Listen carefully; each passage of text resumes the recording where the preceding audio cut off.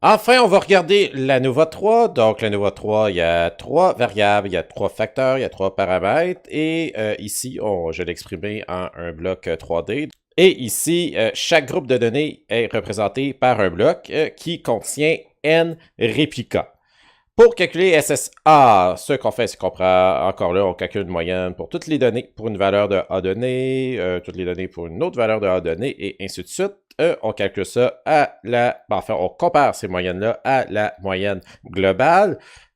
Pour B, on fait des moyennes pour chaque valeur de B qu'on compare après ça à la moyenne globale. Et pour C, même combat, pour chaque valeur de C, on calcule des moyennes qu'on compare à la moyenne globale. Pour SSAB, donc ici, ce qu'on fait, c'est que pour une valeur de A et de B donnée, on fait abstraction au paramètre C. Donc, on va calculer la moyenne pour ces trois blocs ici et on va comparer ça à la moyenne concernant pour la valeur de B associée et la valeur de A associée. Donc, c'est la moyenne des blocs bleus par rapport à la moyenne calculée à travers les blocs rouges et bleus. On regarde si la moyenne des blocs bleus ici se distingue de la moyenne des blocs calculés à partir des blocs rouges et bleus.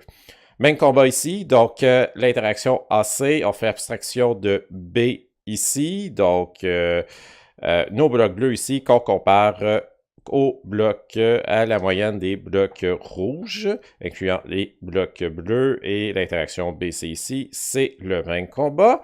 Et aussi, on a une interaction à trois niveaux, donc SSABC. Cette interaction-là, comment on l'interprète, c'est que on compare la moyenne d'un bloc de données à une valeur A, B, C donnée.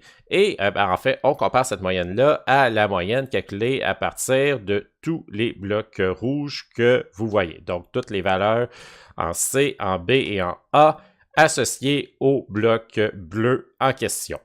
Vous avez ici le bilan. Donc, encore là, le SSE est calculé pour chaque bloc de données et la somme des carrés totales égale SSA plus SSB plus SSC plus les interactions à deux niveaux, donc AB, AC et BC, et l'interaction à trois niveaux qui est nommée ici SSABC.